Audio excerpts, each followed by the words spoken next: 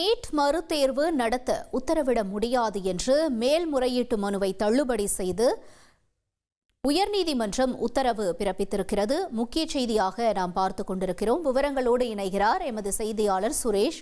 சுரேஷ், வணக்கம். மாணவர்கள் தரப்புல செய்யப்பட்ட இந்த மேல்முறையீட்டு மனுல தற்பொழுது உயர்நீதிமன்றம் என்ன கருத்தினை கூறியிருக்கிறது? என்ன நிலவரம் சுரேஷ்? வணக்கம். இளங்கலை மருத்துவ படிப்புக்கான நீட் தேர்வு கடந்த மே 4ஆம் தேதி நாடு முழுவதும் நடத்தப்பட்டது. சென்னையில் அன்றைய தினம் பெய்த கனமழை காரணமாக மின்சாரம் துண்டிக்கப்பட்டதால் தங்களால் சரியாக தேர்வு எழுத முடியவில்லை என கூறி மறு தேர்வு நடத்த உத்தரவிட வேண்டும் என்ற கோரிக்கையுடன் 16 மாணவர்கள் உயர்நீதிமன்றத்தில் வழக்கு தாக்கல் செய்திருந்தார்கள். இந்த வழக்குல மின்சாரம் துண்டிக்கப்பட்டதால் நீட் தேர்வு எழுதிய மாணவர்களுக்கு எந்த பாதிப்பும் ஏற்படவில்லை. மாணவர்கள் பெரும்பாலான கேள்விகளுக்கு பதிலளித்திருக்கிற காரணத்தினால் மறுதேர்வு நடத்த முடியாது என்று தேசிய தேர்வு முகமை தரப்புல விளக்கமும் அளிக்கப்பட்டது. இதையடுத்து இந்த வழக்கு உயர்நீதிமன்ற தனி நீதிபதி தள்ளுபடி செய்து உத்தரவிட்டிருந்தார்.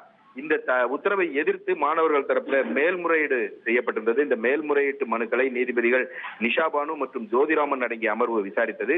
இந்த விசாரணையின் போதும் தேசிய தேர்வு முகமை தரப்புல முன்வைக்கப்பட்ட வாதம் என்னவென்றால், வழக்கு தொடர்ந்த மாணவர்கள பெரும்பாலானோர் மொத்தம் 180 கேள்விகளுக்கு 100 கேள்விகளுக்கு மேல் விடையளித்திருக்கிறார்கள் என்றும் மின்தடையால் தேர்வு எழுதிய மாணவர்களுக்கு எந்த ஒரு பாதிப்பும் ஏற்படவில்லை என்றும் தேர்வு முகமை தரப்பில் வாதிடப்பட்டது. இதையடுத்து இந்த மறுதேர்வு நடத்த கோரிய இந்த மேல்முறையீட்டு மனுக்கள் மீதான தீர்ப்பை நீதிபதிகள் தேதி உறுப்பிடாமல் தள்ளி வைத்திருந்தார்கள்.